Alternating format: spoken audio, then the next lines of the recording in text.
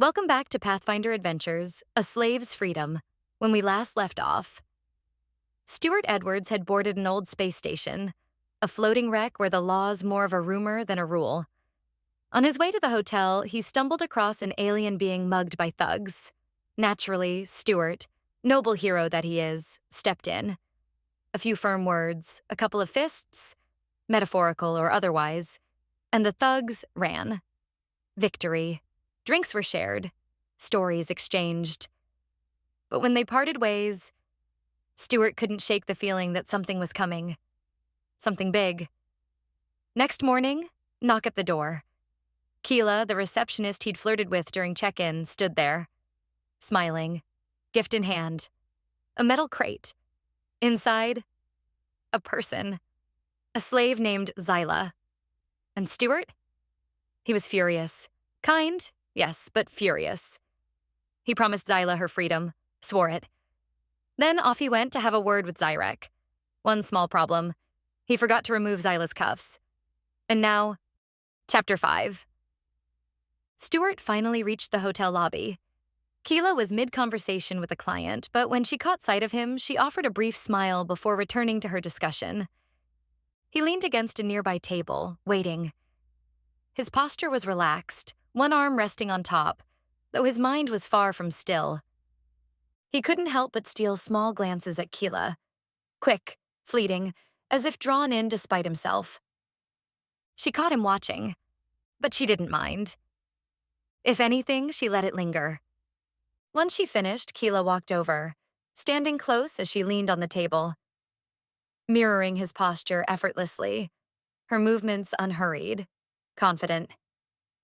As she spoke, she reached out, resting her hand gently against his chest. A soft, deliberate touch, brief but unmistakable. "It's good to see you again, Stuart," she said, her voice carrying its usual playful lilt. "Though I didn't expect to see you quite so soon, but I don't mind." Her tone was flirtatious, as always. There was something effortless about her presence, intoxicating, though he wasn't sure if it was her confidence, her energy, or simply the way she carried herself like she already knew the game and knew she was winning it. Stuart smiled, holding her gaze. "There's something about you, Kila. Something intoxicating." His voice stayed flirtatious, light, but there was an undeniable gravity beneath it. A weight to his words that neither of them could ignore. Kila let out a soft, knowing giggle, the kind that wasn't just amused, but deliberate. She wasn't just reacting. She was inviting. Her fingers, still resting lightly on his chest, drifted upward, teasing the fabric of his jacket before retreating. "Good," she murmured, her voice effortlessly smooth, effortlessly confident. "I'd hate to be forgettable." She didn't step away. She stayed close, meeting his eyes, waiting, as if daring him to say more. Stuart kept the moment brief. Tempting as it was, there were more important things weighing on his mind. Freeing Xyla. He exhaled, the sound carrying the slightest hint of disappointment. "I'm tempted, but..." A pause. Just enough for the weight of those words to settle. Then, with quiet resolve, "Perhaps later. There's something I need your help with." Stuart's tone shifted. The flirtation vanished, replaced by something weighted yet gentle. "You were right about that crate. Someone was in there. A Calerian female, her name is Xyla." Kila's smile faded, replaced by quiet understanding. The light-hearted ease between them was gone. This was serious. "I see," she said, unfazed but not indifferent. "I'm not surprised. So, Stuart, how can I help?" "Do you know where Zyrek's store is? I think he's owed a visit." Kila smiled slightly but shook her head. "Unfortunately, no, but I overheard that he operates in the lower parts of the station." Her voice dropped, hushed, a quiet caution woven into every word. Stuart's voice held warmth as he replied, "Thank you." Then, with a slight smirk, he added, "I guess I'll have to do some pathfinding then." A small joke to lighten the moment. Then, Kila, one last thing. He placed his hand gently atop hers where it rested on the table. The touch was light, unassuming, but the effect wasn't. He felt the subtle tremor that ran through her, a good shiver, undeniable yet unspoken. Anything, Kila murmured, her voice softer now, more meaningful. Could you bring some food and a drink to Xyla? She looks like she hasn't eaten in a while. Kila nodded without hesitation. Of course. Then, with genuine concern, she asked, But Stuart, what are you planning to do with her? Her tone had shifted. This wasn't curiosity. It was concern, for Xyla. Stuart paused, letting the moment settle, letting the weight of it linger between them. He held Kila's gaze before answering, his voice steady, certain. I'm going to free her. Relief flickered across Kila's face. Those stories are true about you, aren't they?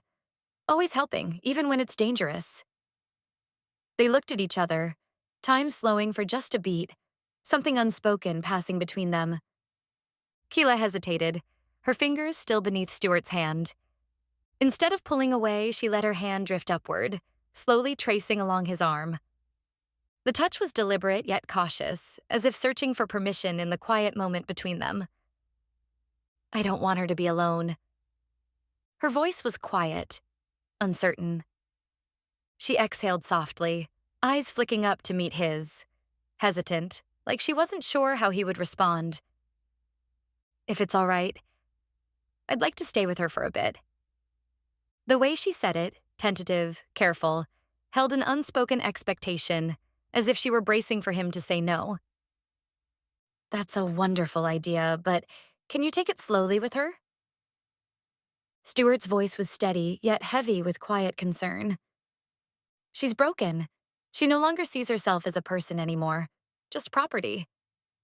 Kila's expression flickered, the light-hearted playfulness gone. Sadness settled in her features, a quiet understanding of just how deep Xyla's wounds must go.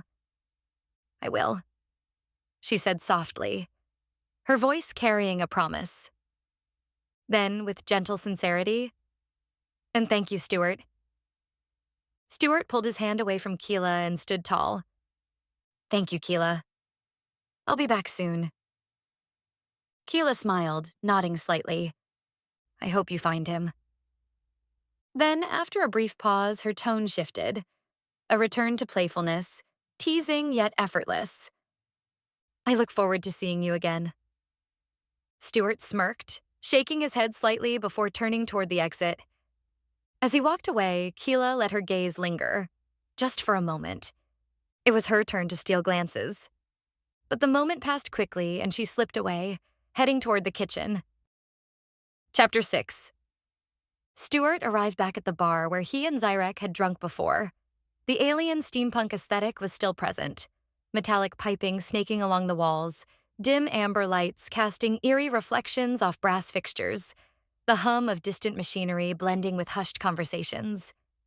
He scanned the room, hoping to spot Zyrek, but no sign of him. The bar wasn't crowded, just a handful of patrons scattered at tables, none immediately standing out. Options were slim, so he went for the obvious choice, the bartender.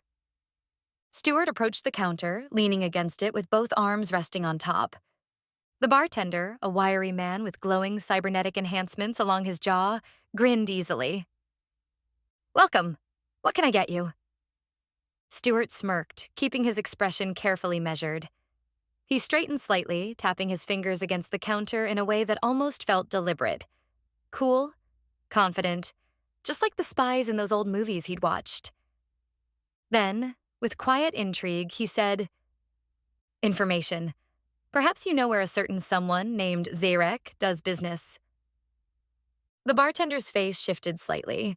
His smile thinned and the hue of his skin flickered, a subtle but telling change. Maybe I do, maybe I don't, he said, his voice lower now, more deliberate. Depends on why you're interested in him. Stuart could feel it. Hesitation, unease. Zyrek's name wasn't one people said lightly. He kept his tone easy, relaxed, cool, confident. It's harmless, really. We're new friends. He sent me a gift, and I'd like to talk to him about it. The bartender eyed him, scanning him with quiet scrutiny, reading him, testing him, deciding whether to play along. Then, after a moment, he placed his hand on the counter and tapped twice. A hint. Credits. Stuart sighed, reaching into his pocket and placing 5 credits on the counter. The bartender coughed, then tapped the counter again. Stuart locked eyes with him, holding his gaze, a silent challenge, before exhaling slightly and laying down another 15 credits. The bartender's smile returned. Odyssey's voice cut through the moment. Dry, unimpressed. That greedy bastard. The bartender, unfazed, slid his hand over the credits, pulling them away in one swift motion. Zyrek's on level 3. Cargo Bay 215. He has an office in the back left corner. Stuart nodded. Then, without a word, he turned and walked off. Stuart arrived just outside Cargo Bay 215. He reached out, pressing the control pad, expecting the door to slide open. Instead, a sharp beep. Not the welcoming kind. The kind that meant no. The door was locked. His tone was flat, measured. Odyssey, is there anyone inside? A pause. I'm detecting 59 life signs in total, Odyssey replied, her tone holding an edge of uncertainty. But it's odd. 55 of them are lined up, stacked on top of each other. Stuart exhaled, barely audible. Possibly more slaves? Perhaps? His fingers hovered over the control pad. Can you open the door, please? A soft click, then a hum. The lock disengaged and the door slid open with a low, metallic squeak. Stuart smirked. And you make it look so easy? Stuart walked down the clear walkway, the only space illuminated in the otherwise oppressive darkness of the cargo bay. Low lighting pushed shadows deep into the corners, revealing only what the walkway allowed. On either side, cages, larger than the one Xyla had arrived in. Rusted, filthy. The floor beneath them stained, a mix of dried blood and human waste. Odyssey had confirmed it. The cages stretched 3 high, towering over him, cages upon cages stacked in cold, merciless rows. Most were empty. The few that held people, silent, barely moving. Some lay crumpled against the bars. Others sat rigid, knees drawn to their chests, hollow-eyed, withdrawn, terrified. Then the walkway opened up, and there was Zyrek. Stuart stopped, his body still, but his mind already adjusting, calculating, because Zyrek wasn't alone. To Stuart's surprise, the 4 thugs who had attacked Zyrek stood beside him, laughing, joking as if nothing had happened. Odyssey quietly whispered in his mind. Are they friends? Stuart whispered back, keeping his tone even, controlled. It appears so. Then, he paused, and after a beat, why are you whispering? Odyssey giggled, the soundlight despite the heaviness of the scene. I don't know, maybe suspense, Stuart. Stuart took a step back, rolling his shoulders, a small shake, loosening up, preparing for the worst. Let's go find out what the hell is going on. He stepped forward into the open, fully visible, fully exposed. Zyrek and the 4 thugs saw him instantly. Zyrek barely reacted. His posture remained effortless, relaxed, as if nothing was out of place. The thugs? They stiffened, shoulders squared, chests out, posturing like men who had something to prove. Zyrek spoke loudly, his tone almost too warm, too welcoming. My hero, it's good to see you again, but I didn't expect you here.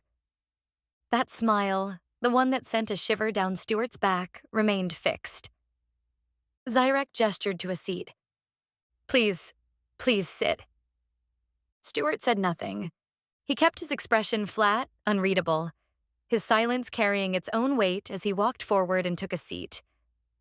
Then, Zyrek lowered his voice, turning slightly toward the thugs. Who forgot to lock the door? The men exchanged quick glances, stiffening, trying to figure out who had made the mistake. That's when Stuart spoke. Oh, the door was locked. I just hoped you wouldn't mind me unlocking it. A slight smile, calculated, just enough to press the moment further. Zyrek laughed, sharp and amused. I see. Must be that AI in your head then. But his tone shifted, dipping into something lower, more serious. I knew you were the Pathfinder the moment you told me your name. Stuart held on to that same slight smile, but his eyes remained hollow. Poker-faced, perfectly controlled. How so? Zyrek leaned in slightly. You said Stuart was a common name, but it isn't. There has only ever been one person with that name. His expression sharpened, just enough to let the weight of his words settle in. And that person is the Pathfinder. Stuart kept his face blank, but tilted his head slightly, just enough to signal interest without giving anything away. I'm impressed, Zyrek. But tell me, why were they attacking you? Didn't pay them? Insulted his mother? He shifted his gaze toward the thug leader, watching for a reaction. The leader stiffened, anger flashing in his eyes. Zyrek laughed, amusement flickering as he glanced at the thug. That was all an act, Pathfinder, but I didn't expect you to intervene. He paused. Intentional. Waited. Stuart narrowed his eyes, his voice steady. An act? Zyrek leaned back slightly, his tone relaxed yet calculated. Oh yes, I needed them to turn against me so they could go crawling to my competition. His smile didn't falter, but his eyes held a sharper edge. And once inside, they spy for me. That's clever, Zyrek. So, did it work? Zyrek's smirk faltered, his expression slipping into something more flat, unimpressed. No, it didn't. You sort of ruined it. He leaned back slightly, exhaling. You took them down so easily that my competition now thinks they're worthless. Stuart let out a small laugh, but it wasn't apologetic. It was mocking. Sorry about that. Zyrek's expression twitched, just for a second. One of his reptilian eyes flickered, a subtle tell that he wasn't impressed. So why did you give me a gift if I ruined your master plan? Stuart asked, his tone measured. It was a thank you for your good deed, Stuart. Zyrek's smile returned, smooth, effortless, but carrying that same unsettling edge. Stuart held his gaze, unflinching. You know who I am. His voice was steady, measured. So, why would you think gifting me a slave is something I wouldn't have a problem with? Zyrek leaned forward, folding his hands together as if they were engaged in something casual, like friends sharing quiet conversation over drinks. But his words, they held weight. Because you don't have jurisdiction here. He paused for a moment. And because I know your past, Pathfinder, your beliefs. You see life as sacred. You only kill when there is no other option. He said it with confidence, as if it were fact, as if he understood Stuart completely. Stuart didn't correct him. Instead, he let it stand. You got me there, Zyrek. Life is sacred. Maybe he overplayed it, leaned in just a bit too much. But he got away with it.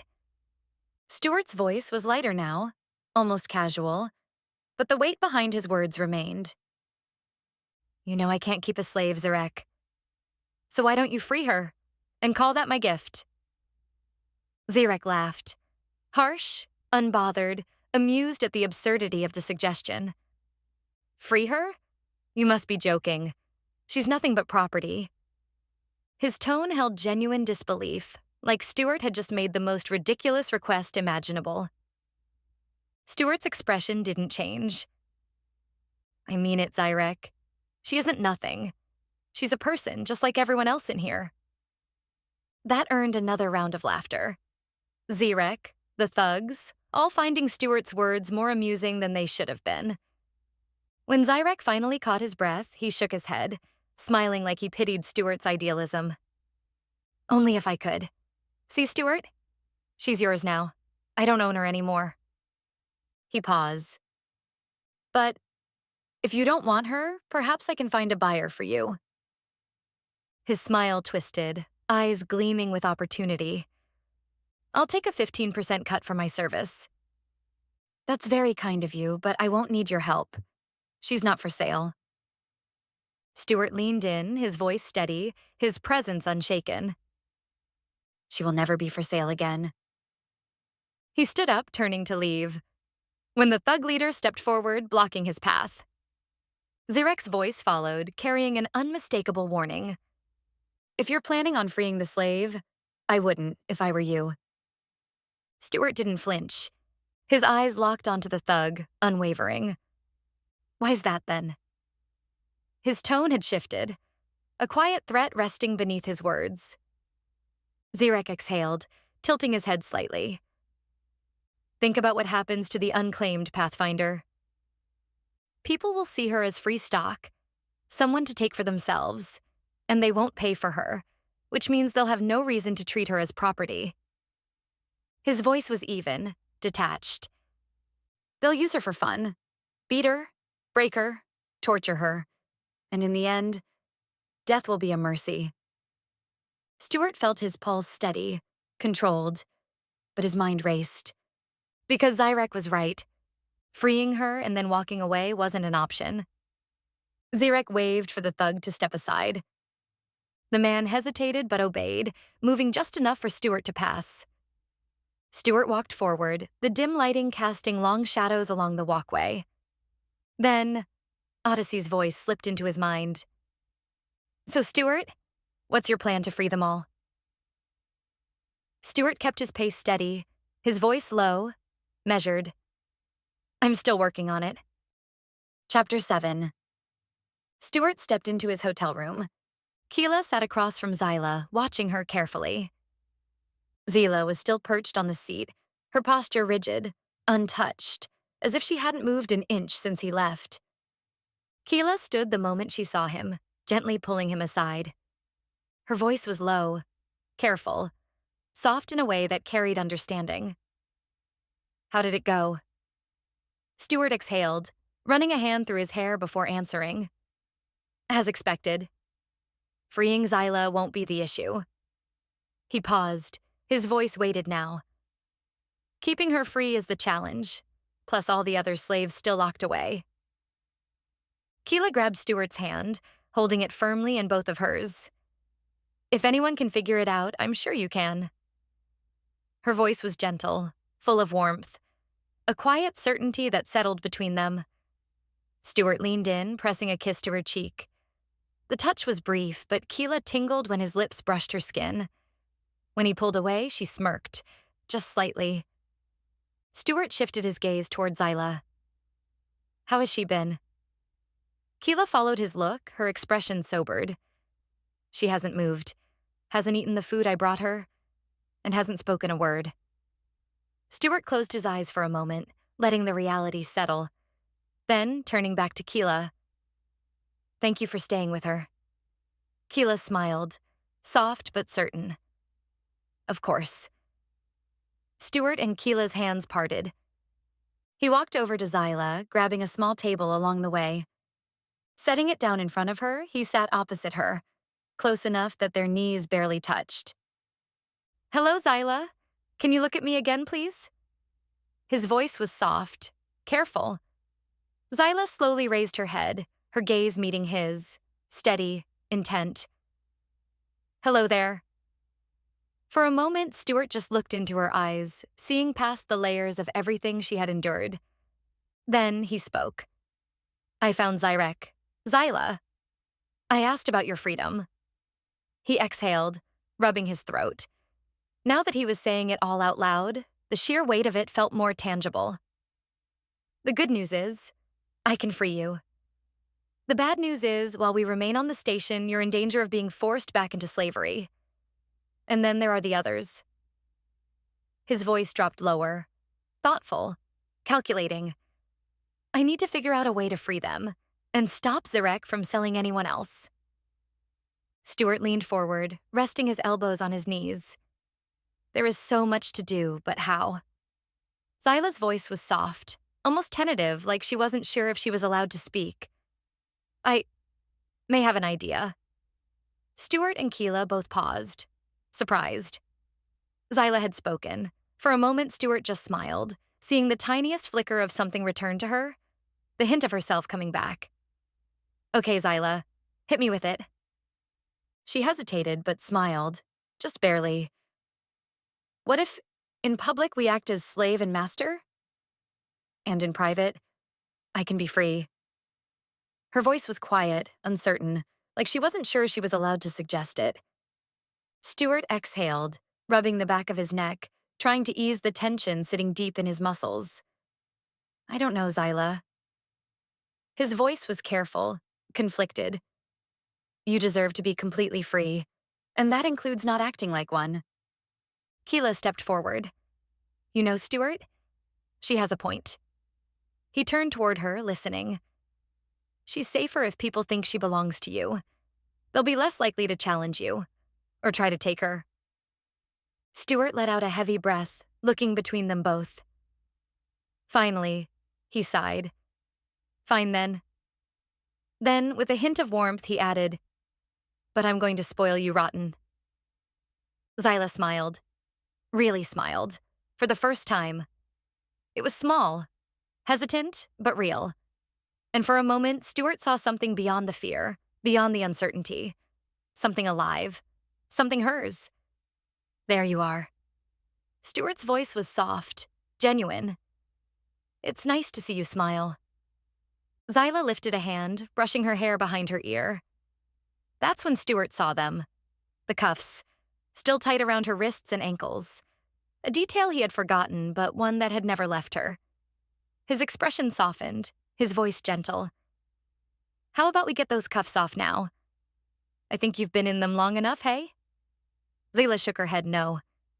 It wasn't the answer that expected. Master. The word slipped out, a habit she hadn't broken yet. Stuart didn't correct her. Not because he liked it, but because it would be needed to keep up appearances. She would have to use that title in public. The cuffs are one of the symbols of my slavery. Taking them off would be considered unusual. Her voice was quiet, but firm in its truth. They have a magnetic lock. It's controlled by a remote, and when activated, the cuffs split apart at the center. Stuart looked down at the cuffs, then back into Xyla's eyes. Can I be an unusual owner? The word sat wrong in his mouth. Heavy, distasteful. Xyla met his gaze. You could be, but I think it's better to keep them on. Stuart searched her expression, looking deeply into her eyes. Are you sure? Xyla nodded. He didn't argue. It was her decision. Her first real choice in a long time, and he wasn't going to take that away from her. Okay then. By any chance, do you know where the remote is? Xyla glanced toward the cage she had been kept in. It should be around there. Kila didn't hesitate. She walked over, searching quickly, and within moments she found it. Without a word, she passed it to Stuart. He looked down at the device. Cold metal, smooth and polished like her cuffs. 4 buttons on each side lined the surface, each marked with strange symbols. Stuart glanced up at Xyla. I don't know which one to press. Xyla reached out, pointing at each button in turn. This one unlocks the magnetic lock. Her hand moved to the next. This one locks the magnetic lock. Then, the next. This one activates the shock device. Stuart's expression shifted, confusion flickering across his face. Shock device? Xyla nodded. Yes, Master. When I did something wrong, it acted as punishment. Stuart swallowed hard. Did it hurt? Xyla's voice was calm, but the weight of her words was anything but. Greatly. It adapts to pain tolerance, so I could never get used to it. Kila spoke, her voice sharp with disgust. That's awful. Stuart looked at Xyla, his eyes heavy with sadness. Xyla moved to the last button. This one locks and unlocks the cuffs. She continued, her tone steady. The right side of the remote controls the wrists. The left side controls the ankles. Stuart didn't hesitate. He pressed the button, unlocking the magnetic locks on her wrists and ankles. With a soft click, the cuffs split apart, releasing her. Xyla twisted her wrists, flexing her fingers, rolling her joints, testing movement she hadn't had in far too long. Stuart's gaze shifted to the heavy, rusted metal collar around her neck. I take it that's also a symbol of your slavery? Xyla nodded. The most important one. Her voice was calm, matter-of-fact, but the words carried a quiet weight. It never comes off. It was welded together around my neck. Stuart leaned back slightly. Welded? Yes, Master. Her tone didn't change. Neutral, detached, as if it was just another fact. It didn't hurt. They protected the skin. Didn't want to damage the goods. Stuart felt his stomach turn. Sickened. Not just by the words, but by how easily she said them. Stuart turned his head toward Kila, his voice low, steady. I'm getting more and more tempted to kill Zyrek every minute. Kila nodded, her expression unreadable, but she didn't argue. Stuart raised the remote to eye level, turning it over in his fingers. Odyssey, can you scan the signal codes from this? Leave the shock one out. We don't need that anymore. Kila and Xyla exchanged a glance, both visibly confused. Kila tilted her head slightly. Stuart, who are you talking to? Stuart glanced between Kila and Xyla, smiling. Oh yeah, you haven't met yet. Kila took a cautious step forward. Meet who? And then, Odyssey appeared. Her form resolved into existence, shimmering into shape before them. Kila and Xyla's mouths fell open, stunned, unmoving. Odyssey stepped forward, her presence effortless, like she had always belonged in the space. It's so nice to finally meet you. Then, with a playful glint, she raised her hand to the side of her mouth, as if whispering a secret meant for Kila alone. Leaning slightly toward her, she added, I think Stuart likes you. His pulse spikes every time he sees you. Stuart felt his face heat up instantly. Odyssey just smirked knowingly. Kila looked at Stuart and smiled. Odyssey turned to him. The signal codes have been copied. I now have control of Xyla's... She lowered her voice slightly. Cuffs. Great. Now can you deactivate the remote? I'd rather not have anyone getting their hands on it. Odyssey's lips curled in amusement. Already done. I had a feeling you were going to ask that. Stuart smiled, tossing the remote onto the chair before standing, shifting the table back into place. Stuart's tone was lighter, more at ease as he spoke. Xyla, if you don't mind, I'd like you to clean yourself up. Take a shower or a bath. And take your time and enjoy yourself. Kila stepped beside him. I can wash her clothes for her. Stuart clapped his hands together lightly. Yes, that's a great idea. No point in cleaning yourself up just to put dirty clothes back on. He turned toward Kila. Does the hotel have dressing gowns? Kila smiled. Yes, they should be in the closet in the bathroom. Great, Stuart said, then knelt down beside Xyla, his voice gentle, soft. After you clean up, we'll get some fresh food in you. Hopefully by then your clothes will be clean, and then we'll go shopping for new ones. Ones that are all you. Xyla nodded, and then she grinned. Really grinned. It was the first time. Stuart stood, offering his hand to help her up. Xyla took it, stood, and with newfound energy, walked into the bathroom. Moments later, the door opened. Xyla stood there. Naked, her clothes held loosely in her hands. Stuart's gaze lingered for only a fraction of a second before he turned away, his body instinctively shifting. But in that brief instant, he couldn't help but see her beauty. Kila approached without hesitation, taking the clothes from Xyla's hands before she quietly stepped back inside, closing the door behind her. Odyssey chuckled. Always the gentleman. Kila placed the dirty clothes on the table, then pulled Stuart toward her. They stood close, their warmth mingling in the space between them. Kila's voice was soft, reassuring. I'll get her clothes washed right away, and I will bring some fresh food for both of you. Her hand pressed against his chest. Gentle, steady. I know you didn't expect this, Stuart, but you're handling it well. She leaned in, her fingers sliding from his chest to his cheek, her touch light but lingering. And then she kissed him. Soft, brief. Their lips met for only a moment before Kila stepped back. Kila turned, picking up Xyla's clothes. Kila smirked. A sneak peek, Stuart. Then, with effortless confidence, she turned and left the room. Stuart stood there, completely still. Like a deer in headlights, Stuart's mind was caught between two instincts. A smooth smile or sheer surprise. He couldn't quite decide, so for a fleeting moment, his expression lingered somewhere in between. Uncertain, unreadable. Odyssey, watching with obvious amusement, finally let out a knowing laugh. Stuart sank into the chair, letting himself finally relax. For a moment, everything felt still. Calm, even. Then, as he shifted slightly, the thought struck him. He was still wearing the same clothes as yesterday. Chapter 8. Stuart and Odyssey had been talking for about an hour when the bathroom door finally opened. Xyla stepped out, wrapped in a deep red dressing gown, the soft fabric draping gently over her frame. She ran her fingers along the material, seeming to savor the unfamiliar comfort.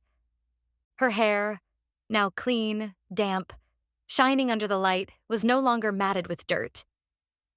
But as Stuart's gaze lingered, he noticed the knots that still remained, tangled remnants of what had been. Stuart and Odyssey didn't say anything. They let her have this moment, uninterrupted. Xyla moved around the furniture before settling onto the same sofa as Stuart. At first, she perched on the edge. Rigid, controlled, her programming still dictating her movements. But then, her gaze flickered toward Stuart. Something shifted. Slowly, almost hesitantly, she slid her body back into the cushions, sinking deeper into them. A quiet choice. She raised her feet, placing them on the edge of the seat cushion. A sign of comfort, of settling in. Stuart and Odyssey exchanged a glance. A subtle look, barely there, but enough. Neither said it aloud, but the thought was clear. This was a step forward. Xyla turned toward Stuart, her movements deliberate, careful. Her voice was quiet, tentative. Can I tell you how I became a slave, Master? Stuart shifted, his body angling toward her, listening, steady, present. Stuart nodded, unsure of what words could possibly be right in this moment. But he didn't need to say anything. His quiet acknowledgement was enough. Xyla took a breath, steadying herself. Then, she began. It was 17 years ago when I was taken. I was 32 years old at the time. Me and my dad were hired to take part in the next scientific discovery, an experimental telescope. It was an FTL telescope. It was an exciting time. Within 6 months, we discovered 3 habitable planets and a nebula that spanned 92 light-years across. But on the day I was taken, it started as usual. My dad, the scientists, my friends and I were doing final checks on the telescope. We were planning to look at a new sector of space. Then the alarms went off. Me and my dad looked at each other. We weren't worried. We thought it was a drill. Then operations contacted us. It was the site director. His voice was worried. He told my dad to shut everything down. My dad asked why. That's when the director said it. 3 unknown ships have arrived in orbit. They aren't answering hails. Me and the scientists looked at each other. Then we got to it. We didn't need orders. We shut that telescope down in record time. Then the sky darkened. We all walked toward the window. One of the unknown ships was hovering above us. It was crudely made, jagged, painted black. A black that absorbed the light. I watched as the site's weapons activated, then turned and pointed at the ship. But before they could fire, the ship sent out a red energy pulse, shutting down the weapon turrets. Moments later, it opened fire. It destroyed all the turrets, the hangar, operations. Me and the scientists were frozen, stunned, afraid. That's when my dad shouted, "Get to the bunker!" The scientists ran out of the room. I was about to follow. Then I saw my father heading to a control station. I remember shouting at him, telling him to come. I couldn't leave him. I wouldn't leave him. He activated the internal comms, told everyone to get to the bunkers. Then we left. While running through the corridors, we paused for a moment at a window. Outside, the ship was launching drop pods. Our security was already fighting the invaders, but they were quickly overrun. Before the last of them fell, the ship launched smaller craft. The smaller craft had giant cages built into them. Dad grabbed my hand and pulled me along. We ran. We only got halfway through the facility before we ran into the invaders. Fully armored, all black, terrifying. They were chasing another family. We managed to slip past, kept running. We stopped in a room to catch our breath. Through the window, we saw them. The invaders, carrying and escorting people into those cages. We didn't stay long before we left. We were so close to the bunker. But then they cut us off. Invaders in front. We turned to run, but another group cut us off. We were surrounded. Their weapons were pointed at us as they slowly closed in. Then my dad lunged at the group between us and the bunker. He shouted, "Run!" So I ran. But before I could fully get past them, I felt sheer pain on my head. Then, darkness. The next thing I remember when I woke up is Dad holding me. We were on the invaders' ship, locked in cages. It was barely lit, only the emergency lighting was on. In the darkness, I could hear the cries of my colleagues. We must have been in those cages for 2 days. No food, no water, no sign of the invaders. Then came the day we were moved. Groups of them opened the cages, just a few at a time. They escorted them out. It didn't take long until it was our turn. The cage door opened. Their weapons were pointed at us. They shouted, kicked at us, to get moving. Dad was the first to rise. He reached for my hand, pulled me up. The rest of the group in our cage got up and followed. None of us fought back. It would have been suicide. We walked through the ship's corridors and then off the ship. A large hangar. There were guards posted along our route, watching us. We reached a sorting area, some kind of system. They were separating us by gender, by age. Dad squeezed my hand tight. Too tight, like he was holding on to time itself. Then it was our turn. 2 guards broke us apart. No warning, no hesitation. Their grip like iron, forcing us to go separate ways. We fought back, struggled, clawed. We wouldn't let go. Then, Dad struck one of them. He swung at the guard, trying to reach me. A group surrounded him instantly. He barely had time to react before they sent him to the floor. Then they beat him. I screamed, struggled against them, trying to push them off me, trying to get back to him, but there were too many. They dragged me away. I kicked. I shouted. I cried. They threw me into a cell. The door slammed shut. I banged on it, over and over, screaming for my dad, calling his name. No one answered. Eventually, I stopped. I moved to the edge of the room and curled up. I don't know how long I was alone. Eventually, 3 guards entered.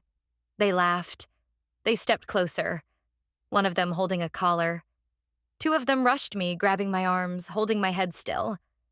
The third placed it around my neck. Then they threw me to the floor.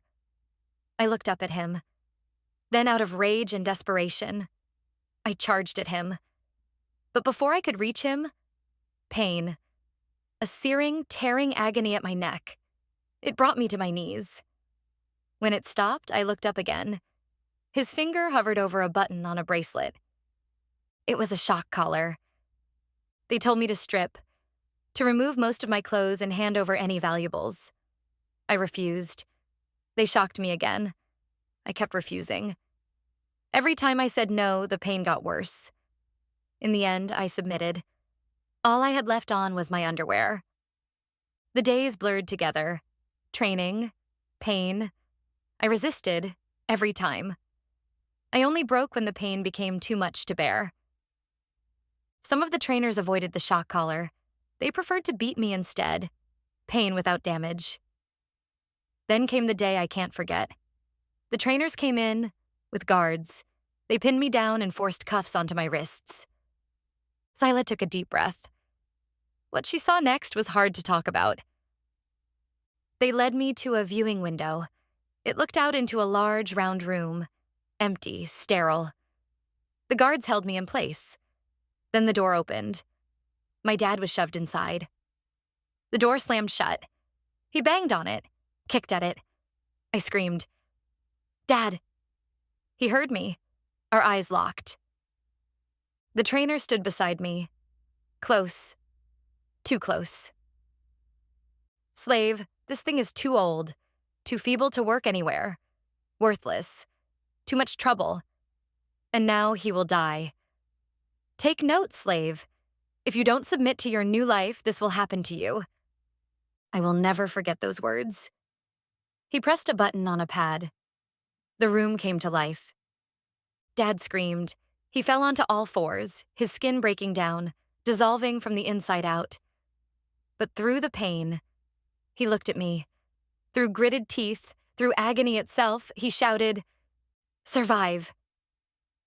His death was slow, cruel. I tried to look away, but they made me watch. He became nothing.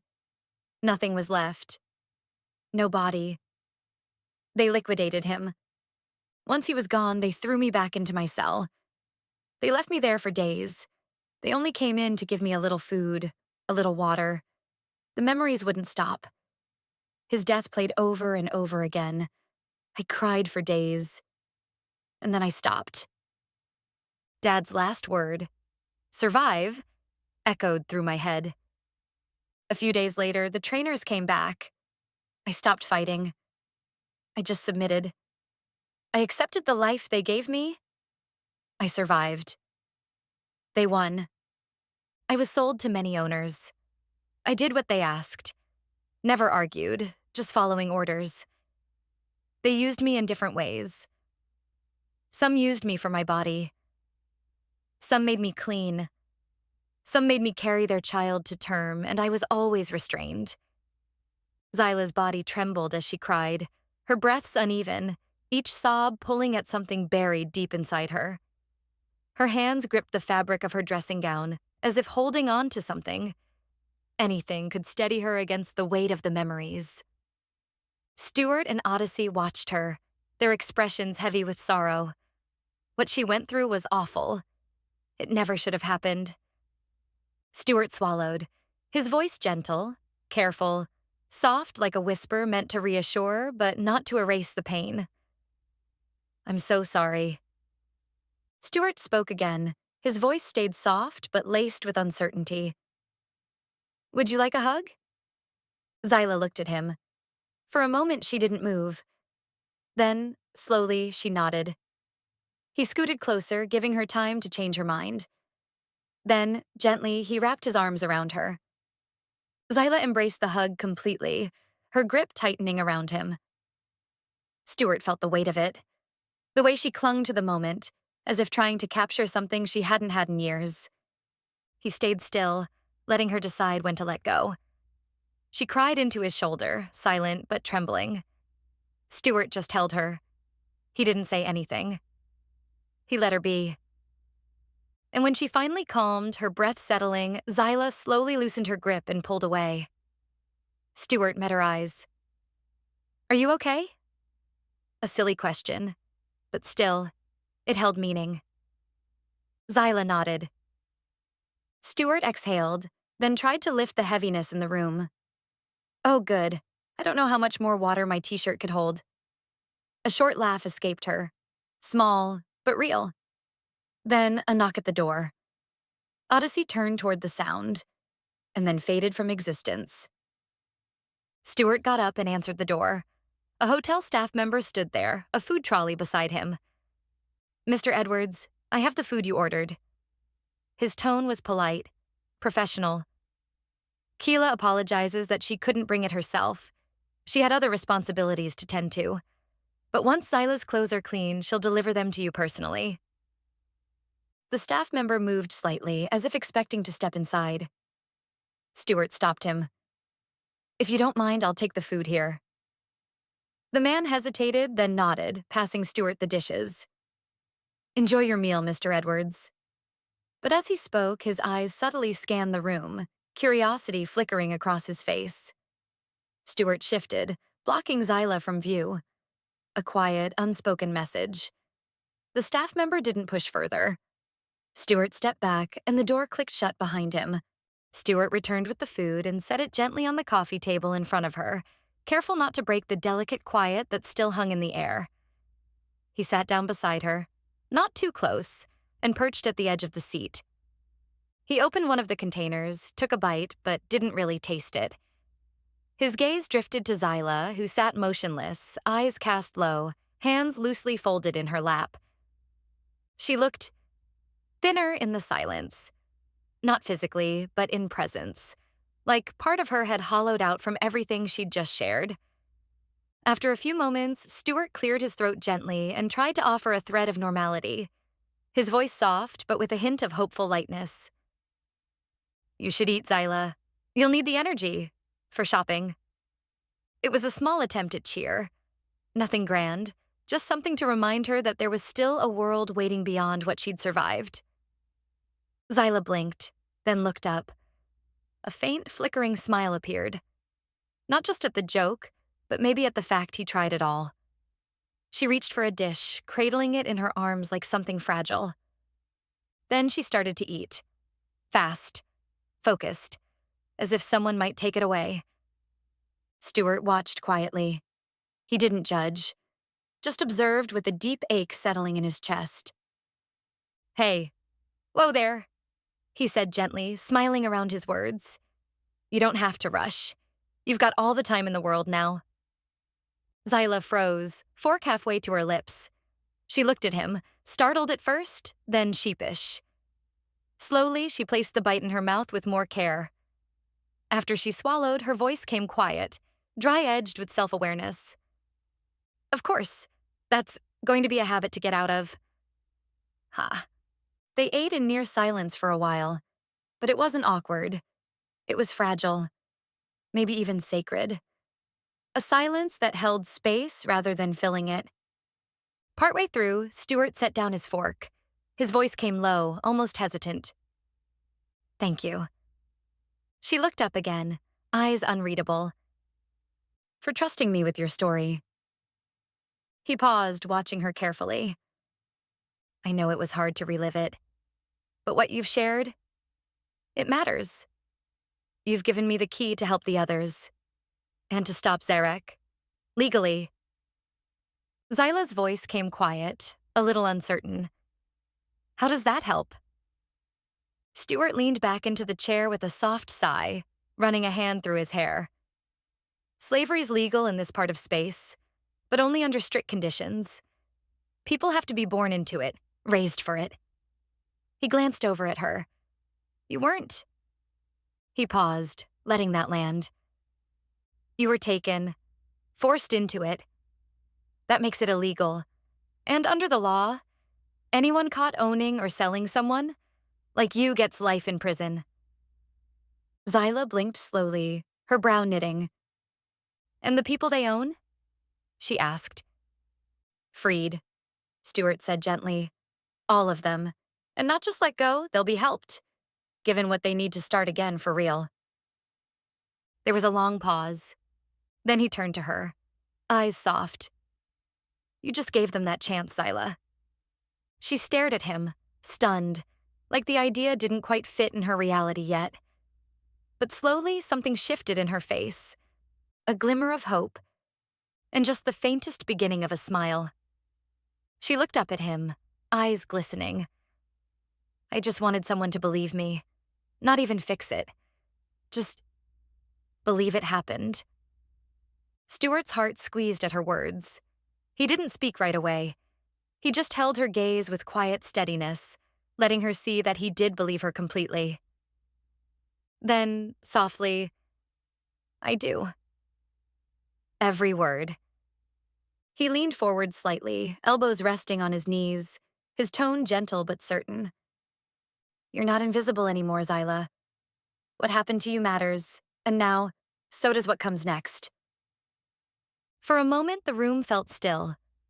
No tension. Just the quiet shift of something beginning to heal. Stuart stood up with a small groan, stretching his arms overhead until his back gave a quiet pop. Okay, he murmured, flashing a tired grin. I'm going for a shower. He glanced down at the half-eaten bowl of food beside him. Tastes great, but man, way too rich to finish. He gave Xyla a final, reassuring look before disappearing into the bathroom, the soft click of the door closing behind him. Now left alone, Xyla sat in the stillness, the quiet somehow gentler now. Her thoughts drifted, slower than before, to the others, those still trapped, waiting, maybe not even knowing there was hope. She let the feeling settle into her chest. She finished the last bite of her own food, then glanced at Stuart's bowl. Carefully, curiously, she reached for it, lifting it closer. She gave it a cautious sniff, then took a small bite, just to taste. Her eyebrows lifted. The next bite came faster, then another. By the time Stuart stepped out of the bathroom, steam trailing faintly behind him, he looked refreshed. Eyes clearer, posture looser. He was now dressed in a sleek black suit that looked like it had stories of its own. The material hugged his frame with quiet strength. Tactical, form-fitting, laced with faint lines and reinforced panels that made it feel somewhere between battle-ready and cinematic. It didn't scream for attention. It simply belonged. Xyla was sitting on the sofa, caught in the act. Stuart's empty bowl in her lap, her fingers gathering the last remnants of sauce along the rim. She froze mid-motion. He blinked at the bowl, then at her, an eyebrow raised. Guess it wasn't too rich after all, he said, grinning. Xyla's face flushed with the faintest embarrassment. Then she laughed. She licked her fingers clean without thinking, lost in the taste, then placed the bowl back on the table. Stuart wandered over to the end of the bed. Xyla, curiosity rising, followed. He tapped the device on his wrist. A soft hum pulsed, and a holographic interface shimmered into view above it. With a few swipes, he navigated through the stored items until he found what he was after. A leg holster and an energy pistol. He selected them. They materialized on the bed in a quiet cascade of light and particles, the air shimmering for a second where matter had formed. Xyla's eyes widened. That is amazing. What is it? Stuart grinned, reaching for the gear. It's a transport buffer storage device, TBSD. I'm still workshopping the name. He began strapping the holster to his leg, tugging the fastenings tight. When a knock sounded at the door, he paused mid-movement. Odyssey's voice chimed in his mind. It's Kila, Stuart. He glanced up at Xyla, one hand still adjusting the strap. Would you mind getting that? He asked, voice warm. It's Kila. Xyla looked at the door, then back at Stuart. Her face flickered with uncertainty. Shoulders tense, eyes holding the weight of old conditioning not easily shaken. But Stuart didn't notice. He was focused, strapping the holster to his leg with quiet precision. Reluctantly, Xyla stepped toward the door. She paused for half a breath, then opened it. Odyssey had been right, as always, and Kila looked stunning, as always. She stood in the hallway holding a neatly folded stack of Xyla's freshly cleaned clothes in both hands. Her expression shifted the moment she saw who had answered, mild surprise flickering across her features. "Hello, Xyla," Kila said softly, not quite hiding the warmth behind the surprise. Xyla stepped aside without a word, allowing her to enter. By then, Stuart had finished tightening the final strap. As he turned, he slipped the pistol smoothly into the holster on his right leg, the motion practiced but calm. Kila turned toward Xyla, offering the folded clothes with a warm smile. "All clean, though your trousers didn't make it, I'm afraid. They kind of fell apart in the wash." She gave a small, apologetic chuckle. "So I brought you a pair of mine. Should fit well enough until we get you something new." Xyla accepted the clothes gently. "Thank you." Kila's expression softened as she took in the sight of her. Cleaner now, skin no longer dulled by exhaustion or grime. "It's really lovely to see your skin glow," she said, sincere but gentle. Her gaze moved over Xyla with quiet care. No judgment, no discomfort, just someone noticing. Then she caught sight of the knots still clinging to parts of Xyla's hair. She tilted her head slightly. "If you'd like, I could help you work those out." Before Xyla could form a reply, Stuart's voice cut in with that familiar blend of lightness and charm. "That's kind of you, Kila, really.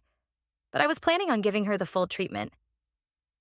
He stepped toward them, tightening the last strap on his holster. "How about we start with the salon? Give you a new hairstyle, a fresh look, then straight into a new wardrobe." Xyla gave a small nod, almost imperceptible, but it was there. And yet, as she realized there were now two people looking at her, waiting for her to say yes, a flicker of old instinct pulled at her. She drew in slightly, shoulders folding, eyes briefly lowered. Not fear, just conditioning. Kila noticed but didn't crowd the space.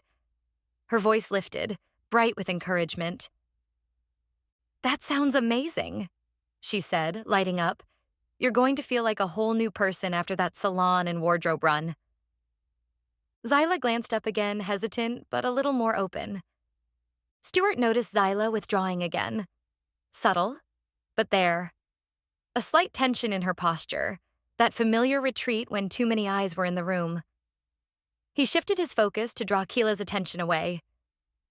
"Thank you," he said simply. Kila turned toward him, her grin turning playful. "You're welcome. Oh, and by the way, nice outfit." Her eyes lingered a moment, teasing. "Though personally, I prefer you without the top." She tapped a finger against her lip, pausing just long enough to build tension. "Actually, I think you'd look even better naked." Stuart blinked, gulped, thrown just slightly off balance. "Okay, subtle's clearly not your thing anymore." His smirk was wry. "Do you flirt like this with all your guests? Or just me?" While they bantered, Xyla quietly returned to the sofa. She sat down with the folded clothes resting in her lap, hands smoothing over the fabric without thought. Her eyes stayed low, but she was listening.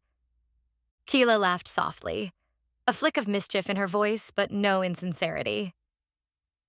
"Just you, Stuart." She met his gaze with something gentler now. "Most of the guests here are arrogant and self-absorbed, but you—" Her voice dipped slightly, more honest than flirty. "You're kind, selfless, a rare change." She stepped in closer, shrinking the space between them with a graceful ease that felt practiced, but no less sincere. "You always this direct?" Stuart asked, voice a little uncertain, caught somewhere between curiosity and adrenaline. She giggled, soft, girlish, but with a simmering edge. "It's part of my species. When a female wants something, we don't dance around it." Her gaze narrowed with heat. "We claim it." Her eyes flicked briefly to Xyla, a passing check of the room, before locking back onto Stuart. Anchored now. Locked in. And you, Stuart. You're something I want. She rose onto her toes, her lips ghosting near his ear. Her breath traced the edge of his jaw like silk. I want to know your body, and I want to know what you taste like. Stuart's breath hitched. His face flushed a deep crimson, completely thrown, heart now pounding. And yet, some corner of his mouth tugged in something dangerously close to a grin. Stuart placed a hand on Kila's side, fingers tracing slowly down to her hip. Just as the tension was starting to simmer, a familiar shimmer sparked beside them. Odyssey materialized and cleared her throat politely, one hand raised to her mouth as if trying not to smile. Both Stuart and Kila turned toward her, moment instantly broken, but not unpleasantly. You've got timing, Stuart said under his breath. Then he looked back at Kila with a crooked grin. Perhaps later. He let go of her hip and turned to Xyla. You want to get dressed? He asked gently. And then, once you're ready, we can head out and do some shopping. Xyla nodded, but she didn't move right away. The weight of having an audience seemed to slow her again. Kila stepped closer to Stuart, reaching up to place a hand on his cheek. I'd love to stay, she said warmly, but I really should get back to work. She leaned in and gave him a quick kiss on the lips, a spark of mischief in her smile. Then, with a wave to Xyla, she slipped through the door. It whispered shut behind her. Stuart turned to find Xyla standing up. Without hesitation, she untied her dressing gown and let it fall onto the sofa. Whoa, he blurted, spinning around instinctively. Xyla, you really need to stop doing that, he added, voice flustered but kind. I know you weren't allowed privacy before, but you are now. She froze at his reaction. There was no shame on her face, but there was pause. As his words settled, she picked up the gown and wrapped it loosely around herself again. With quiet steps, she headed toward the bathroom. Stuart turned further away, but not fast enough. In that brief moment before the door slid shut behind her, he caught one last glimpse. Her bottom, bare, and curve of her hip. Just a flicker, but it landed all the same. The door closed with a soft hiss. While Xyla was in the bathroom, Stuart stepped away to retrieve the jacket he'd worn yesterday. It was worn at the shoulders, still carrying a faint trace of his scent. He held it loosely in one hand, waiting. A short moment later, the bathroom door hissed open. Xyla stepped out. The same ragged top clung to her torso, worn thin, barely more than a scrap. It had survived years of use, stained but clean now. Kila's trousers hung a little too long on her legs, made of an alien material that resembled distressed denim, frayed in strips by design. She kept her head lowered, voice barely above a whisper. I'm sorry, Stuart. He approached without hesitation. You don't need to be sorry, he said gently. I guess it's just another habit to break. He stepped behind her with quiet care. I want you to wear my jacket. It should help you blend in. He helped her into it, guiding her arms through the sleeves and straightening the shoulders. It hung loosely, but it fit. So Xyla, he said, tone carrying the weight of everything unsaid. Are you ready? She nodded once. Then her voice steadied, not defiant, but rooted in what she'd known. It's okay, Master. I'm used to this. And I draw comfort knowing it's only for a few more days. Then I'll be truly free. For the first time, she reached out and took his hand. A small act, but unmistakably hers. Remember, Stuart, I am your property and you are my master. I will do what I've been trained to do, but you can't ask me. You have to order me. He met her gaze and nodded, solemn. Together, they walked to the door. It slid open with a soft whoosh. Stuart stepped through first, then paused as her voice followed. Stuart, you need to activate my restraints.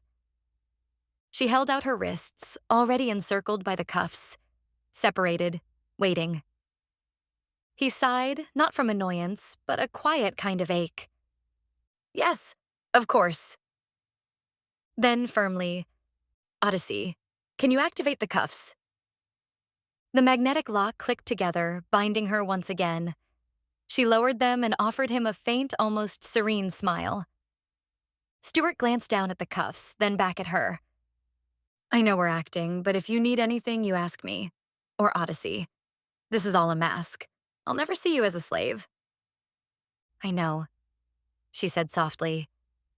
He turned again, stepping out, then paused with a glance over his shoulder. Oh, one more thing.